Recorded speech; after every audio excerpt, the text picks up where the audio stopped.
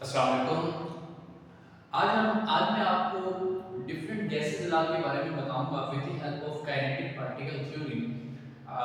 जैसा कि हमने क्लास 10th का चैप्टर नंबर 14 स्टार्ट किया हुआ है, आज हम उसका लेक्चर नंबर 7 पढ़ेंगे, जिसमें आज हमने तीन लॉज पढ़ने हैं: बॉयल्स लॉ, चार्ल्स लॉ और एवोगैड्रो लॉ। तो आइए हम देखते हैं सबसे पहले pressure volume relationship. What is pressure volume relationship, जिसको हम बॉयल्स लॉ भी बोलते हैं। तो बच्चों, सबसे पहले according to kinetic particle theory में बात करूंगा। अगर मैं एक कंटेनर ले लूं और उस कंटेनर में मैं गैसेस के पार्टिकल्स को रख लूं, बात को तो समझिएगा।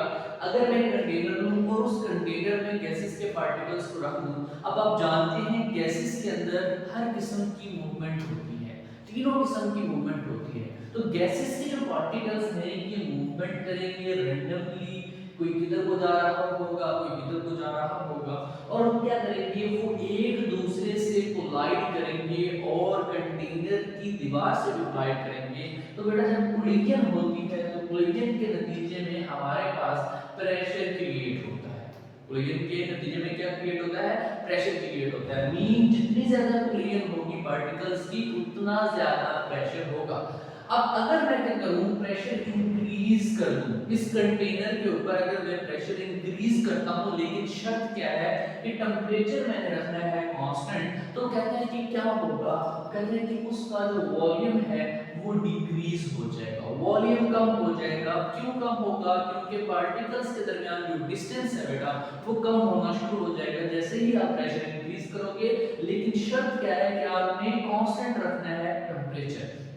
तो बच्चों, ये आपका जो पहला पैराग्राफ है आपकी बुक का पहला पैराग्राफ, उसमें ये सारी चीजें एक्सप्लेन की गई हैं, इसी के बारे में बताया गया। मेन कंसेप्ट यही है जो उसने आपको बताया है। तो इस सारे की बुनियाद पर एक आयरलैंड का रहने वाला एक साइंटिस्ट था, जिसका नाम था रॉबर्ट बॉयल, उसने एक स्टेटमेंट बनाई थी, और वो स्टेटमेंट जिसको उसने नाम दिया था बॉयल्स लॉ, वो क्या थी आप देखते हैं उसको। Volume of given mass of a gas is inversely proportional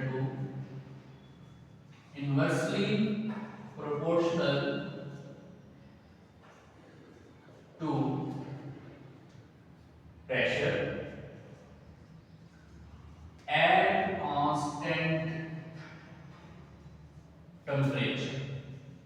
अच्छा, जो क्या डेफिनेशन की है कि volume of given mass of a gas, जो किसी भी गैस का वॉल्यूम होता है जो गिवन है आपको, तो कहता है कि वो इनवर्सली प्रोपोर्शनल होता है किस चीज के?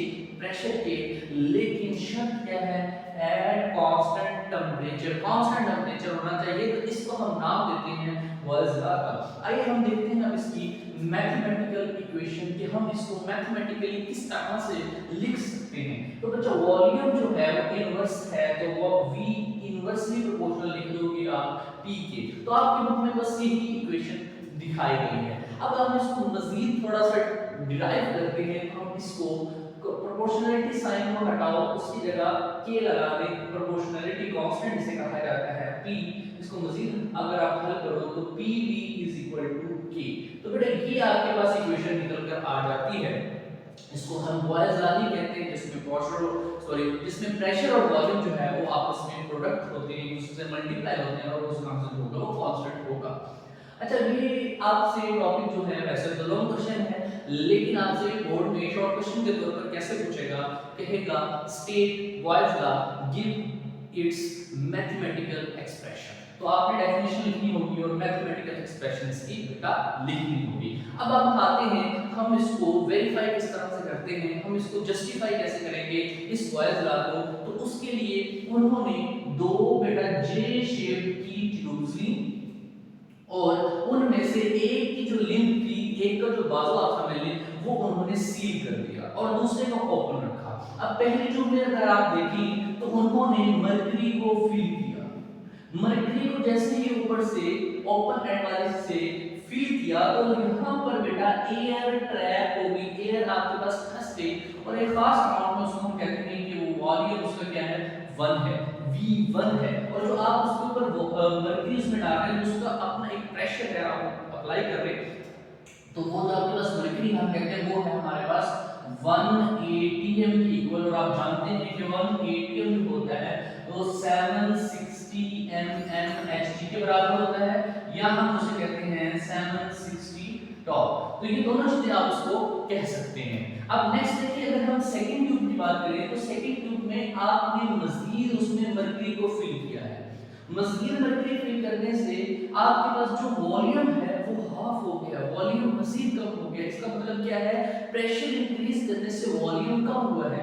कितना किया आपने, यहाँ पर 2 एटीएम प्रेशर अप्लाई कर दिया है। जब आपने प्रेशर ही बढ़ाया है, इसका मतलब है वॉल्यूम तो कम होगा ही, लेकिन इन दोनों कंडीशंस में आपने, दोनों चीजों में आपने दो बातों का ख्याल रखना है कि यहाँ पर जो गैस हो और जो टेम्परेचर हो वो कांस्टेंट हो, तो तब ये आपके पास एप्लीकेबल होगा, तब ये लागू होगा, वरना नहीं होगा।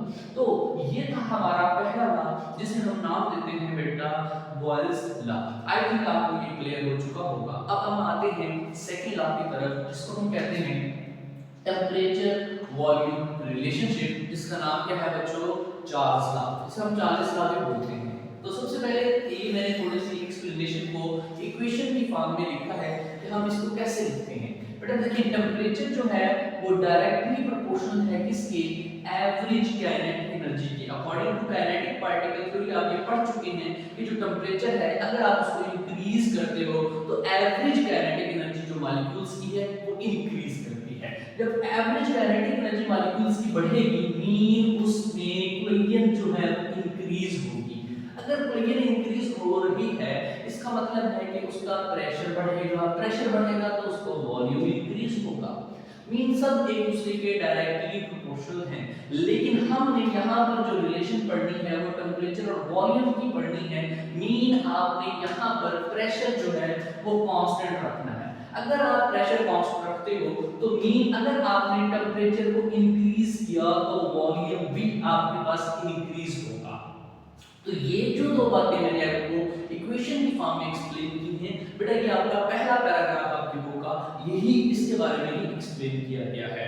अच्छा, अब इसको हम मजीद ऑब्जर्व करते हैं दो सिलेंडर्स की फॉर्म में। हमारे पास ये सिलेंडर ए है, ये सिलेंडर बी है। आपको नजर आ रहा होगा कि इसका जो वॉल्यूम हम उसको V1 कह रहे हैं, इसकी जो वॉल्यूम है उसको हम V2 कह रहे हैं। इसको वॉल्यूम ज्यादा है, इसका वॉल्यूम कम है। कैसे? हमने इसके ऊपर जो प्रेशर अप्लाई किया हुआ है वो फिक्स रखा हुआ है, लेकिन हम मैं कहता हूँ इसका जो टेम्परेचर मैं कह रहा हूँ 25 डिग्री सेल्सियस है, लेकिन इसका जो टेम्परेचर है वो हमने 50 डिग्री सेल्सियस कर दिया।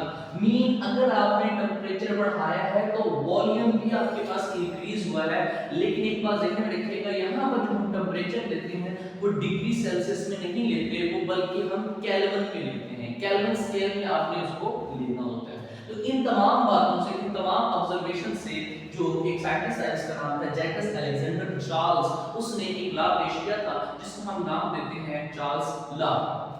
वो क्या लॉ था कि volume of given mass of a gas, volume of given mass of a gas is directly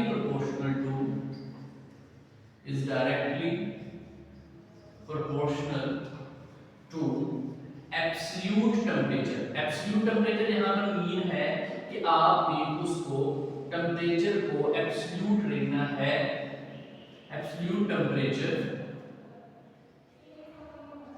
at constant pressure. Pressure आपने क्या रखना है बेटा, कांस्टेंट रखना है। तो इसको हम नाम किस चीज का देते हैं, चार्ल्स लॉ, या हम इसे चार्ल्स लॉ भी बोलते हैं। तो ये हमारे पास एक स्टेटमेंट थी चार्ल्स लॉ की। अब हम इसको देखते हैं मैथमेटिकली हम इसको किस तरह से लिख सकते हैं। तो बच्चों हम इसको लिख सकते हैं V is directly proportional to temperature, लेकिन शर्त क्या है कि प्रेशर आपका क्या होना चाहिए, कांस्टेंट होना चाहिए। इसको मजीद ड्राइव करते हैं तो V इज इक्वल टू क्या आ जाएगा, KT, and K is equal to आ जाएगा V/T। तो ये आपके पास बेटा इक्वेशन बनकर आएगी कि V/T is equal to K के बराबर है। तो ये चार्ल्स लॉ की मैथमेटिकल इक्वेशन थी। आई थिंक आपको चार्ल्स लॉ क्लियर हो चुका होगा। अब हम चलते हैं एवोगैड्रो लॉ। बेटा लास्ट लॉ है एवोगैड्रो लॉ। तो इसमें हम सबसे पहले तो आपका जो बुक का पहली पैराग्राफ है उसमें सबसे पहले प्रेशर के बारे में बताया गया। प्रेशर आप आगे से ऑलरेडी पढ़ चुके हैं। जो पार्टिकल्स जो है वो एक्सर्ट करते हैं कंटेनर के साथ, जो आपस में कोलाइड करते हैं, कोलिजन पर यूनिट एरिया आप कह सकते हैं, उसे हम प्रेशर का नाम देते हैं। तो प्रेशर जो है वो डायरेक्टली प्रोपोर्शनल है कोलिजन पर यूनिट एरिया, और ये डायरेक्टली प्रोपोर्शनल होता है नंबर ऑफ पार्टिकल्स पे। नंबर ऑफ पार्टिकल्स मीन अगर आप गैसेस के पार्टिकल्स को बढ़ाएंगे, जब पार्टिकल्स बढ़ेंगे तो कोलिजन बढ़ेगी, कोलिजन बढ़ेगी तो प्रेशर बढ़ेगा। इसी तरह से स्पीड अगर आप इंक्रीज करते हैं, मीन आप उसका टेंपरेचर बढ़ाते हो, साफ सी बात है, तो पार्टिकल्स की स्पीड बढ़ेगी, स्पीड बढ़ेगी, कोलिजन ज्यादा होगी, कोलिजन ज्यादा होगी तो प्रेशर बढ़ेगा। तो अब हमने यहाँ पर एवोगैड्रो लॉ में क्या करना है कि हमने यहाँ पर प्रेशर और टेम्परेचर दो बातें करनी है। प्रेशर और जो टेम्परेचर है ये दोनों आपने कांस्टेंट रखने हैं, इनको इंक्रीज या डिक्रीज नहीं होने देना। तो इसलिए उन्होंने सेकंड पैराग्राफ में आपको बताया कि अगर हम सपोज करें दो कंटेनर लेते हैं, container A and container B, और कंटेनर ए के अंदर आपने अगर पार्टिकल्स जो हैं वो इंक्रीज किए हैं, पार्टिकल्स इंक्रीज किए हैं तो प्रेशर बढ़ेगा। अब उस प्रेशर को कंपनसेट करने के लिए हम उसको वॉल्यूम इंक्रीज कर देंगे, उसको वॉल्यूम जो है वो थोड़ा बहुत बढ़ा देंगे, तो पार्टिकल्स जो है वो प्रेशर के जो है अमाउंट को कैंसिल आउट कर देंगे, मतलब प्रेशर आपके पास वो सेम हो जाएगा। मीन जब आपने एवोगैड्रो लॉ पढ़ना है तो उसमें प्रेशर और टेम्परेचर को आपने क्या रखना है, कांस्टेंट रखना है, तो तब आपके पास ये एवोगैड्रो लॉ अप्लाई होगा। अब इसके लिए हम स्टेटमेंट क्या करते हैं, हम कहते हैं इक्वल अमाउंट अगर हम ले लें, equal amount of different gases, different gases आपके पास डिफरेंट है, must contain same number of particles. उसमें जो पार्टिकल्स की तादाद होगी बेटा वो सेम होगी, इसको हम कहते हैं एवोगैड्रो लॉ। मीन अगर आपके पास डिफरेंट गैसेस हैं और उनकी वॉल्यूम उनका सेम है तो उसमें जो नंबर ऑफ पार्टिकल्स की तादाद है वो भी सेम होगी, लेकिन शर्त क्या है कि आपको सिर्फ उसका प्रेशर और टेम्परेचर क्या रखना है, कांस्टेंट रखना है। अगर हम इसको मैथमेटिकली लिखते हैं इक्वेशन को तो v is directly proportional to n being number of particles, वैसे हम मोल्स भी कहते हैं n को। तो हमारे पास ये थी लास्ट इक्वेशन किसकी, एवोगैड्रो लॉ की। तो आज हमने with the help of kinetic particle theory तीन लॉज को डिस्कस किया, एवोगैड्रो लॉ, चार्ल्स लॉ और बॉयस लॉ। आई थिंक आपको ये जो तीनों लॉज हैं वो क्लियर हो चुके होंगे। मैंने कोशिश की है कि आपकी जो बुक्स आपके पास मौजूद है उसके जो पैराग्राफ हैं वो आप कोशिश की कि बताने की कौन से पैराग्राफ में क्या क्या चीजें हैं ताकि आपको याद करने में आसानी हो। मिलते हैं